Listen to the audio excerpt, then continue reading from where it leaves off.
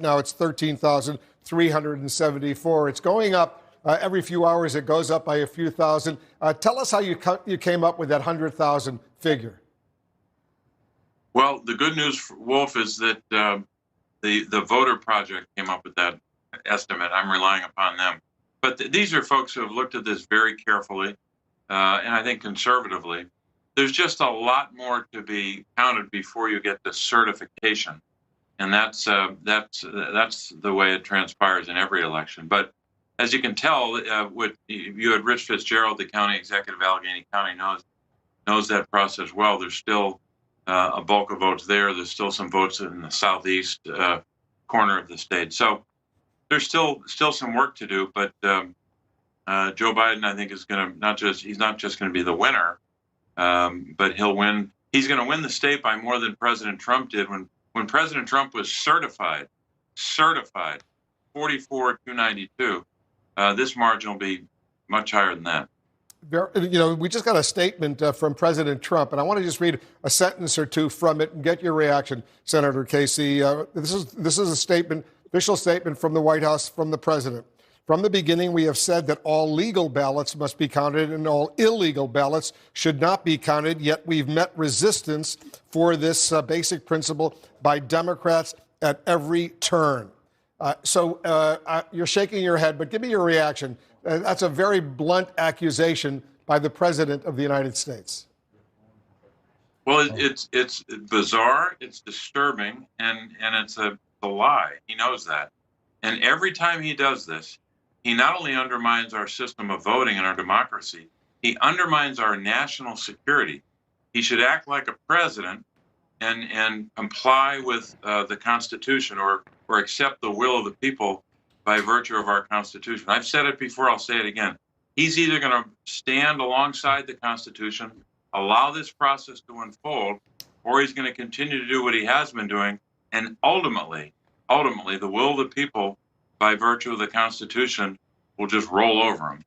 What he should be doing right now is focusing on the fact that we got well over 100,000 COVID cases every day. That's what he should be working on instead of just obsessing about what his political standing is. Your Republican colleague from Pennsylvania, Senator Toomey, agrees with you. He says the president's allegations of large-scale fraud and theft of the election are just not substantiated. That from Senator Toomey, the Republican senator from Pennsylvania. We'll stay in very close touch with you, Senator Casey. Thanks, as usual, for joining us. Thanks, Wolf. Joe Biden is pulling further ahead in Pennsylvania. We're expecting more new numbers as the former vice president moves closer and closer to becoming president of the United States. More of our special coverage right after this. Okay, give it a try. Between wisdom and curiosity, there's a bridge. Between ideas and inspiration, trauma and treatment. We need a couple of more pounds. That's good for the baby. Between the moments that make us who we are and keeping them safe, private, and secure, there's WebEx. Beautiful. What's up, America? It's your boy Ice-T. And if you know me, you know I love my cars. No matter how much I love them, I know they're gonna break down. And that's why I protect my babies with CarShield. I know a car out of warranty means repairs are going to be expensive. And CarShield helps get those repairs covered so I don't have to. And they can do the same for you. It's that simple. We saved over $6,000 on a complete engine rebuild of our truck. The dealership told me, well, you have to pay for this. I said, no, don't have to pay for this. Why? I got CarShield. When your car breaks down, you can take it to any certified mechanic or dealer, and CarShield handles the rest. Your show-stopping coverage also includes roadside assistance, towing, and rental coverage at no additional cost. If you're into throwing money away, hey, I guess do your thing. But if you're like me and millions of other people who don't want to get stuck with expensive repair bills, then call CarShield. I trust them with my car, and you should too. CarShield covers most makes and models from 5,000 to 150,000 miles. If your car broke down, could you afford thousands and thousands of dollars to fix your engine, transmission, or computer system? Most people would say no. Without CarShield, there was no way that I could afford to get my car fixed. It's not like the old days when you could fix anything with a wrench and a screwdriver. Now you need to be a rocket scientist. And when your check engine light comes on, well, that's game over. So show your car some love and give it the protection it deserves from CarShield. Tell them Ice-T sent you. And remember, CarShield cars go farther. Make the smart choice and protect yourself from expensive car breakdowns. Call now for a free and instant protection plan quote. It's only a matter of time until repairs are needed. Call 800-998-7156. That's 800-998-7156. 800-998-7156. And Doug. And if we win, we get to tell you how Liberty Mutual customizes car insurance, so you only pay for what you need. Isn't that what you just did? Service! Stand back, I'm gonna show ya how Doug and Lima roll ya. You know you gotta live it if you wanna win. Time out. Only pay for what you need. Liberty, liberty, liberty, liberty. Capital One's The Match returns to TNT. The match is on. Mickelson and Barkley versus Manning and Curry. Watch Capital One's The Match, Champions for Change. Hitting bombs. November 27th at 3 on TNT and the B. What the hell is this place? It's a clinic for people who don't want to go into the system. Criminals. Not only, other people too. But she's dead. She's supposed to be dead, Daniel. Yeah. It's weird the way grief affects us in different ways, isn't it? Don't you think you've taken this far enough? I mean, where is this going to end? Drop it! Oh.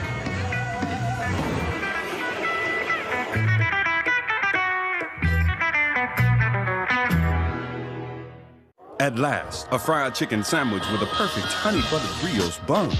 Furthermore, a fried chicken sandwich with crisp pickles and creamy mayo.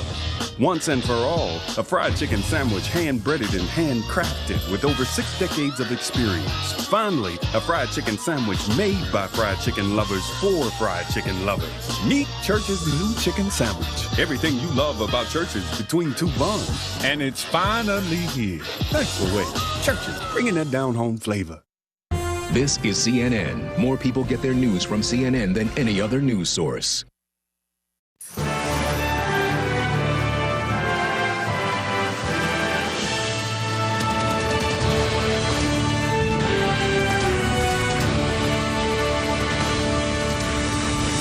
We're nearing the finish line of this historic presidential election. I'm Wolf Blitzer. We're told former Vice President Joe Biden is preparing for the possibility of a victory speech tonight if he locks in a win over President Trump in coming hours. That could happen at any time as vote counting continues in pivotal Pennsylvania, where Biden keeps adding to his lead. We're standing by for more results from that battleground. That's coming up. Biden also has the edge in close races in Arizona, Georgia, and Nevada, but only Pennsylvania could hand the presidency to Biden on its own with its 20 electoral votes. A win in the Keystone State would push Biden above the 270 needed to win the presidency. President Trump's options for adding to his electoral vote count of 213 are running out. Let's get a key race alert. Now let's start off in Pennsylvania right now, where Biden's lead has increased to 13,410 over Donald Trump, 49.5% to 49.3%. 96% of the estimated vote is in. Once again, 20 electoral votes in Pennsylvania. If Biden wins Pennsylvania, it's over. He becomes the next president of the United States. In Georgia right now, almost all of the vote is in. 99% of the estimated vote is in. Biden has a small lead, 1,561. Very, very close. 16 electoral votes in Georgia. There's going to be a recount there. In Nevada right now, 92% of the estimated vote is in. 6 electoral votes. Biden maintains his lead. It's gone down a little bit, 20,137 over Donald Trump, 49.7% to 48.1%. In Arizona, 93% of the estimated vote is in. 11 electoral votes. Biden maintains his lead of 43,779, 50% to 48.6%. Let's go over to David Shelley, and he's standing by at the battleground desk, as we're calling it. Let's talk about the calculation, the decision that CNN, other news organizations for that matter, have to make when to project a winner. Well, you just went through those Pennsylvania numbers. Joe Biden has a 13,410 vote lead now over Donald Trump.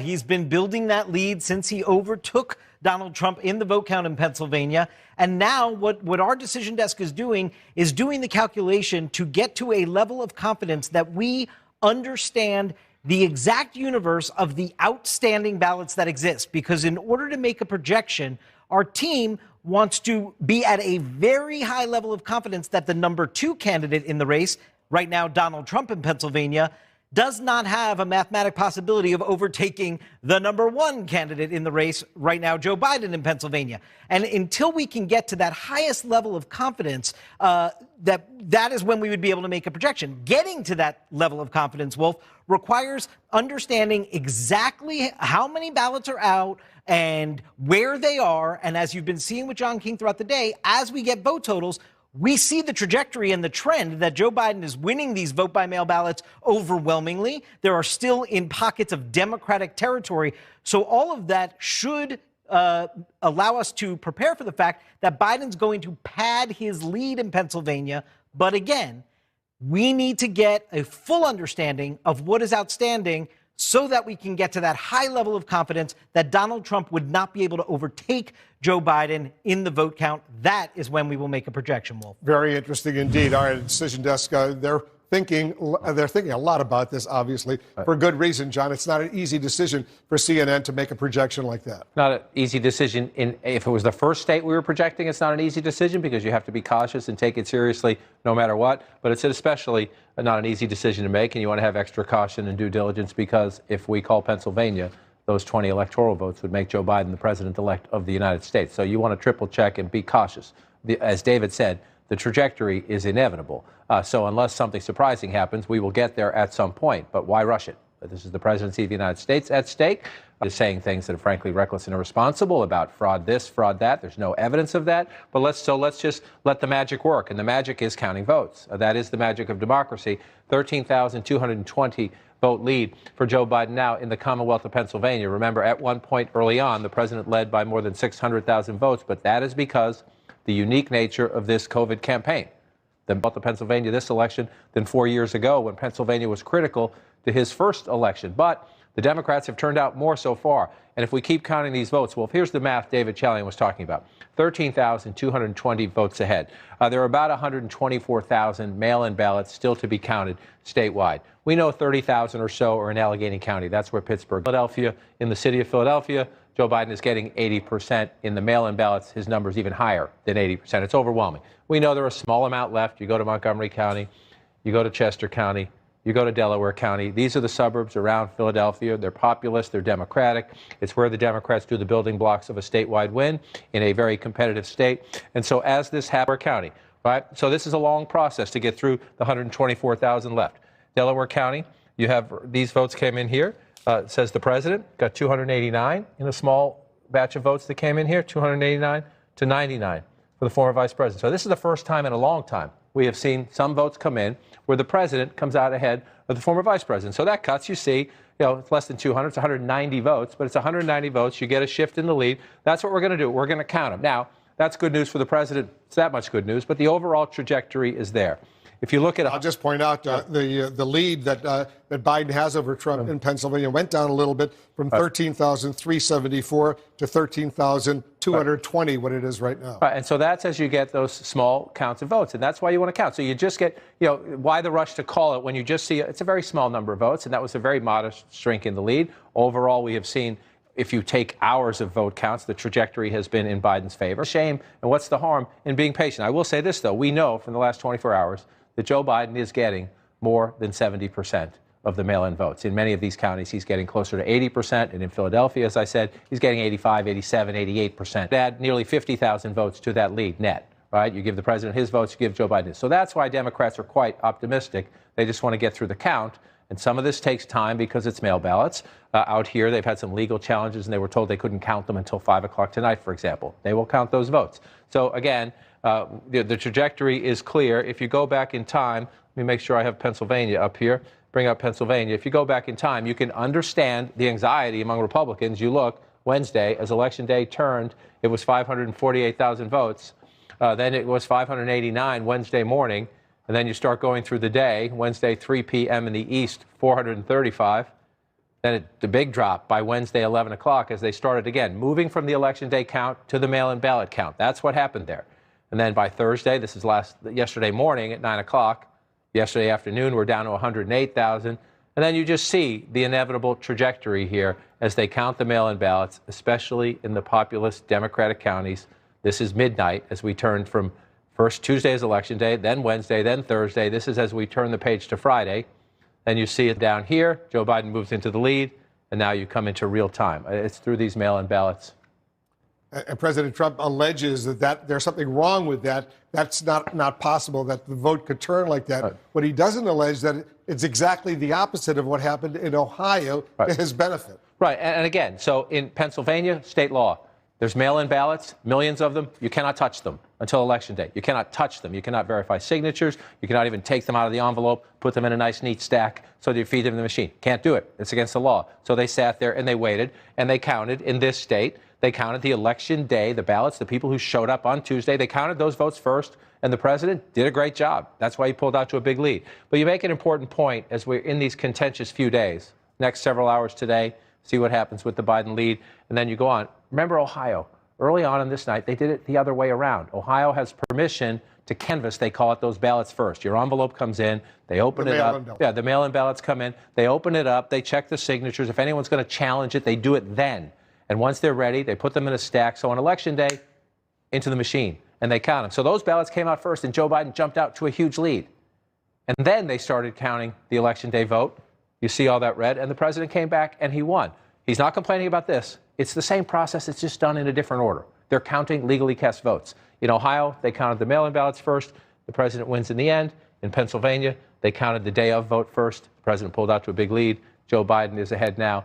You made the key point just moments ago. Conservative Republican Senator Pat Toomey of this state says he sees no evidence of what the president is saying. And this is not only, it's a defining moment in the race. If this lead continues to build, Joe Biden is the next president of the Judiciary Committee.